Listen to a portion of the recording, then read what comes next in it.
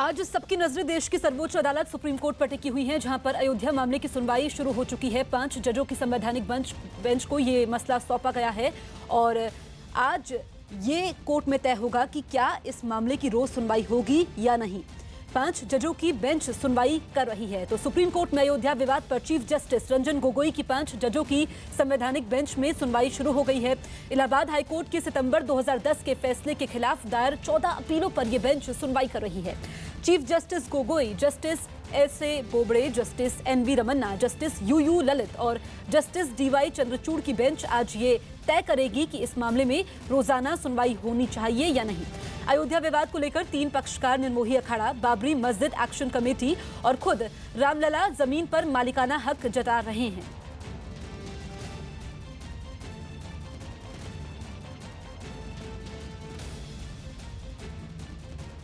हमारे साथ हमारे 2 सहयोगी लाइव मौजूद हैं। सुप्रीम कोर्ट से विक्रांत हैं, साथ ही अयोध्या से हमारे साथ अजीत हैं। सबसे पहले हम विक्रांत के पास चलते हैं। विक्रांत, क्या कुछ आज सुप्रीम कोर्ट में होने की उम्मीद है? क्या आगे की रूपरेखा तय हो जाएगी?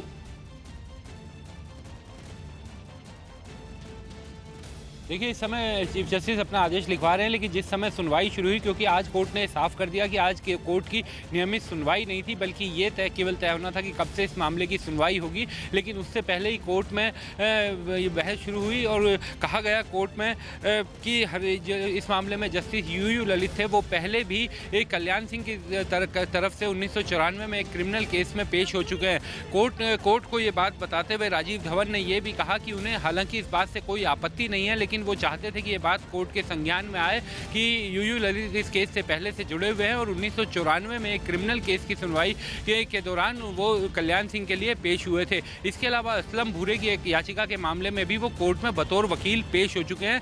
हालांकि उन्होंने ये कहा कि उन्हें इस बात से कोई आपत्ति नहीं है कि बेंच में वो रहें, इस बात से कतई ऐतराज नहीं है, लेकिन वो कोर्ट में चाहते थे कि इस बात को कोर्ट के सामने लाया जाए। इसके बाद कोर्ट इस समय अपना आदेश लिखवा रहा है और कोर्ट ने ये साफ कर दिया कि आज कोर्ट की जो है नियमित सुनवाई नहीं थी। आज कोर्ट को तय करना है कि सुनवाई कब से होगी, क्योंकि आपको याद होगा पिछली सुनवाई पर भी जब कोर्ट ने इस मामले में कहा था कि 10 तारीख से सुनवाई होगी, तो ये कहा था कि 10 तारीख को जो नई बेंच बनेगी वही ये तय करेगी सुनवाई कैसे हो, क्या नियमित सुनवाई हो, रोज हियरिंग हो। तो अब से कुछ देर में जब आदेश पूरा सामने आ जाएगा तो ये सभी चीज़ें साफ हो जाएंगी।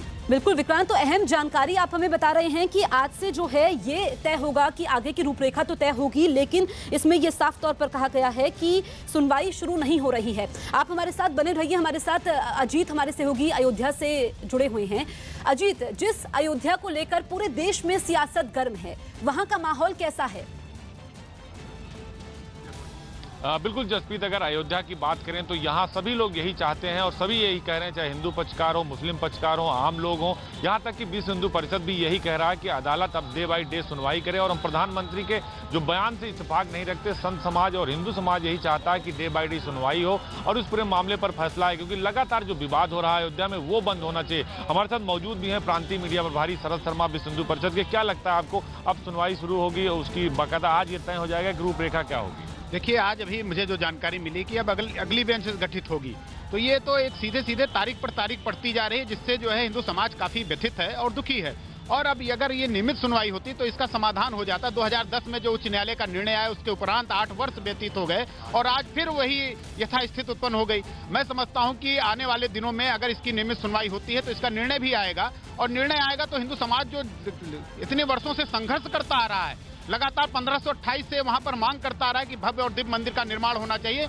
जो आक्रांताओं ने वहां पर ढांचे को खड़ा किया वह ढांचा समाप्त हो गया। उसके बाद भी जो है अभी भी जो है तारीखें पड़ती जा रही हैं अदालत के अंदर। अब वर्तमान अदालत को चाहिए कि वह इसकी नियमित सुनवाई करे, ताकि हिंदू समाज की जो मांग है वह पूर्ण रूप उसको। इस आंदोलन को आपने लगातार किया था, लेकिन प्रधानमंत्री ने कहा कि हम कोई कानून नहीं लाएंगे, क्या समर्थन करता है भी उसका? देखिए, प्रधानमंत्री जी का अपना व्यक्तिगत बयान हो सकता है, उन्होंने एक प्रधानमंत्री के तौर पर बयान दिया है। हम सबकी मांग है कि जिस प्रकार से सोमनाथ की मुक्ति हुई, ठीक उसी प्रकार से इसकी मुक्ति होनी चाहिए, कानून बनना चाहिए। क्योंकि न्यायालय में जिस प्रकार से अब अवरोध उत्पन्न होता रहा है उसको ध्यान में रखते हुए आगे बढ़ने का जो एक प्रयास हिंदू समाज करता है फिर रुक जाता है। अभी जैसे तारीख बदली, अब जो है नया बेंच गठित होगा तो ये तो एक अवरोध उत्पन्न हो रहा है। ये अवरोध समाप्त होना चाहिए और निर्णय आना चाहिए। निर्णय तभी आ सकता है जब नियमित सुनवाई होगी, और नियमित सुनवाई होने के उपरांत भी निर्णय किस करवट लेता है इसको यह भी देखने लायक होगा। और बिल्कुल अजीत, हम आपके पास वापस लौटेंगे। आज कि सबकी नजरें देश की सर्वोच्च अदालत पर टिकी हुई है।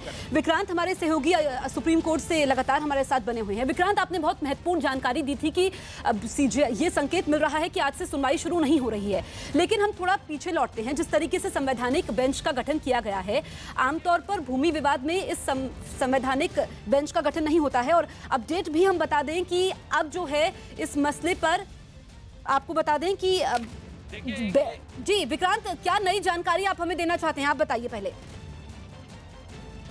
इस समय जो बड़ी जानकारी आ रही है, जिस तरीके से राजीव धवन ने जो बात उठाई थी कि जस्टिस यूयू ललित इस केस में 1994 में बतौर वकील पेश हो चुके हैं, उसको देखते हुए जस्टिस ललित ने अपने आप को इस बेंच से अलग कर लिया, यानी वो अब इस बेंच के हिस्से नहीं होंगे और अब चीफ जस्टिस ऑफ इंडिया नई बेंच बनाएंगे। इस मामले में राजीव धवन ने यह भी बात उठाई थी कि इस मामले को 3 जजों की बेंच सुन रही थी, उसके बाद संवैधानिक बेंच का गठन अपने आप कर दिया गया। तो इस पर भी चीफ जस्टिस ने कहा है कि बेंच गठन करने का अधिकार उनके पास है। यानी अब 2-3 चीजें साफ हो गई हैं कि जस्टिस यूयू ललित इस केस की सुनवाई के लिए अब एक नई बेंच बनाई जाएगी, जिसका हिस्सा जस्टिस यूयू ललित नहीं होंगे और वो बेंच इस मामले की सुनवाई करेगी। अब ये सुनवाई कब होगी कुछ देर बाद साफ होगा, लेकिन नई बेंच बनाई जाएगी। और आज जो ये माना जा रहा था कि आज ये तय हो जाएगा कि कब से इस केस की सुनवाई होगी और कैसे, क्या नियमित तौर पर डेली बेसिस पर इस केस की सुनवाई होगी, ये सब चीजें अभी साफ नहीं होंगी, क्योंकि जब नई बेंच बनेगी वो नई बेंच ये तय करेगी कि कैसे इस केस की सुनवाई करनी है। जस्टिस ललित अब इस केस की सुनवाई से अलग हो गए। नई बेंच बनेगी जिसका अधिकार चीफ जस्टिस ऑफ इंडिया के पास है। चीफ जस्टिस ऑफ इंडिया नई बेंच के बारे में फिर से आदेश जारी करेंगे और नई बेंच अब इस केस को सुनवाई करेगी। तो एक बार फिर जो ये उम्मीद लगाई जा रही थी कि 10 तारीख से इस केस की रेगुलर सुनवाई होनी शुरू हो जाएगी और ये पता चल जाएगा कि किस तरीके से क्या डेली बेसिस पर कोर्ट सुनेगा, तो अब ये चीज़ें साफ हो गई हैं कि अभी एक और इंतजार करना पड़ेगा। जब नई बेंच के सामने ये केस आएगा तभी ये साफ हो पाएगा कि कैसे इस केस की सुनवाई होगी। बिल्कुल विक्रांत, अहम जानकारी आप दे रहे हैं कि जस्टिस यूयू ललित ने इस मामले से खुद को अलग कर दिया है और अब नई बेंच का गठन होगा, यानी फिर से तारीख पर तारीख। विक्रांत, ये आपसे समझना चाहेंगे कि आपकी याचिकाकर्ताओं और उनके वकीलों से बातचीत हो पाई होगी, क्या वो कोर्ट में रोज सुनवाई की मांग कर सकते हैं? देखिए, इस मामले में बिल्कुल ये सुनवाई के लिए जो हिंदू पक्ष है उसकी तरफ से जरूर कहा जाएगा कि इस केस की जल्द से जल्द और डेली बेसिस पर सुनवाई शुरू हो, क्योंकि ये मामला काफ़ी दिनों से लटका हुआ है। लेकिन अब चूंकि एक तकनीकी पक्ष इस मामले में आ गया था, क्योंकि राजीव धवन ने ये बात उठाई थी कि जस्टिस यूयू ललित जो बेंच का हिस्सा है वो क्रिमिनल केस में 1994 में कल्याण सिंह के लिए बतौर वकील पेश हो चुके हैं। तो उन्होंने हालांकि ये कहा था कि उन्हें इस बात से कोई ऐतराज़ नहीं है कि वो इस बेंच में रहें या ना रहें, ये उनका फैसला है, लेकिन उन्होंने कहा कि वो बात कोर्ट के संज्ञान में लाना चाहते थे। इस बात के बाद जस्टिस ललित इस केस से अलग हो गए और चीफ जस्टिस ने जो अब अपना आदेश लिखवाया उसमें साफ कहा है कि नई बेंच अब इस केस की बनेगी जो इस मामले की सुनवाई करेगी। उम्मीद ये लगाई जा रही थी कि 10 तारीख को जब बेंच इस केस की रेगुलर सुनवाई शुरू करेगी तो ये साफ कर देगा कि कब से इस केस की सुनवाई शुरू करना है और क्या डेली बेसिस पर हियरिंग करने की जो मांग की जा रही है कुछ पक्षों के द्वारा, क्या उसे स्वीकार किया जाएगा। लेकिन अब उसके लिए नई बेंच का गठन होगा और नई बेंच के सामने अब जब ये मामला आएगा उसके बाद ही ये फैसला किया जाएगा। बिल्कुल विक्रांत, एक बात और है कि भूमि विवाद होने के बावजूद इस मसले को लेकर के संवैधानिक पीठ का गठन हुआ, यानी कि इसको जो सीजीआई है वो महज भूमि विवाद के तौर पर नहीं देख रहे हैं, बल्कि अब संवैधानिक पहलुओं की भी समीक्षा होगी।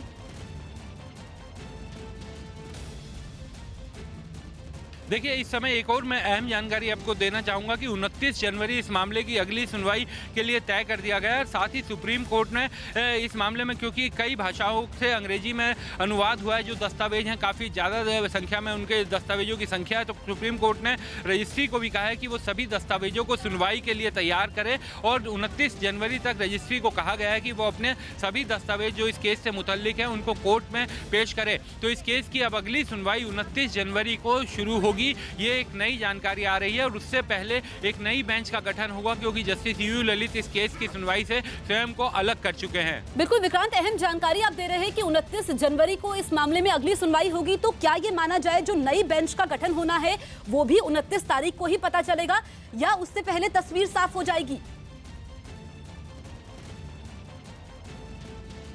देखिए जैसे कि 10 तारीख को आज इस मामले की सुनवाई थी, लेकिन पहले कोर्ट ने साफ कर दिया था कि चीफ जस्टिस ऑफ इंडिया की तरफ से जारी आदेश में बता दिया गया था कि कौन कौन इस कोर्ट को सुने, इस केस को सुनने के लिए जो बेंच बनाई गई थी उसको साफ कर दिया गया था। तो उम्मीद ये की जा रही है कि 29 तारीख से पहले नई बेंच की रूपरेखा तय हो जाएगी। और चीफ जस्टिस ने क्योंकि अपने आदेश में भी ये साफ किया कि बेंच करने का अधिकार, बेंच बनाने का अधिकार उनके पास है, तो 29 तारीख जो इस केस की अगली तारीख रखी गई है उससे पहले साफ हो जाएगा कि ये कौन कौन अब इस बेंच में होंगे। जस्टिस यूयू ललित को लेकर के एक तरह से आपत्ति इसे नहीं कहा जाएगा, लेकिन एक शंका जरूर खड़ी की थी कोर्ट के सामने, जिसके बाद यूयू ललित इस केस से अलग हो गए हैं। क्योंकि ये कहा गया था कि वो पहले क्रिमिनल केस में भले ही 1994 में बतौर वकील पेश हुए थे, हालांकि धवन की तरफ से, राजीव धवन की तरफ से कहा गया कि वो इस बात पर कोई आपत्ति नहीं व्यक्त कर रहे, लेकिन वो चाहते थे कि इस बात को कोर्ट के संज्ञान में लाया जाए। लेकिन इस तरीके का जब एक सवाल खड़ा हो गया था कोर्ट के सामने, तो उन्होंने अपने आप को इससे अलग करना ही बेहतर समझा और अब नई बेंच जो है वो 29 तारीख को इस केस की सुनवाई करेगी और 29 को ही ये साफ होगा कि अब इस केस की सुनवाई क्या डेली बेसिस पर होगी, किस तरीके से होगी और कब से इस केस की सुनवाई तय होगी। ये सभी चीज़ें, कौन सी बेंच सुनेगी, ये सभी चीज़ें 29 तारीख को तय हो जाएंगी। 29 से पहले नई बेंच सामने आने की उम्मीद भी है, क्योंकि 29 तारीख को जब हियरिंग होगी उससे पहले बेंच तय हो जाएगी जो इस केस की सुनवाई करेगी। बिल्कुल विक्रांत, तो जो आप जानकारी दे रहे हैं, एक और तारीख मिल गई है 29 जनवरी, उससे पहले बेंच का गठन हो जाएगा, तस्वीर साफ हो सकती है। आपसे ये जानना चाहेंगे कि क्या जो तमाम पक्षकार हैं, उनके वकील हैं, उनको इस सुनवाई में अपनी दलीलें रखने का मौका मिला?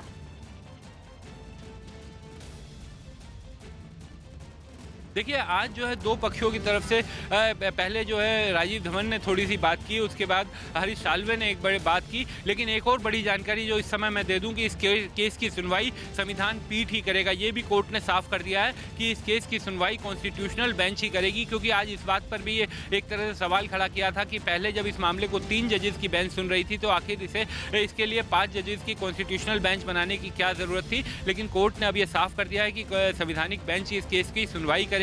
29 तारीख से सुनवाई होगी और 29 तारीख से पहले साफ हो जाएगा कि बेंच में कौन कौन शामिल रहेंगे। तो अभी जो नई जानकारी आ रही है, कोर्ट ने यह भी साफ कर दिया है कि मामले की सुनवाई जो है वो संविधान पीठ ही करेगी। बिल्कुल विक्रांत, महत्वपूर्ण जानकारियां आप दे रहे हैं। एक बार फिर से दर्शकों को बता दें कि अब अगली तारीख 29 जनवरी है और इस मामले की सुनवाई संवैधानिक बेंच ही करेगी। जस्टिस यूयू ललित ने खुद को इस बेंच से अलग कर दिया है, उन पर सवाल उठाए गए थे, अब वो अलग हो गए हैं, नई बेंच का गठन होगा।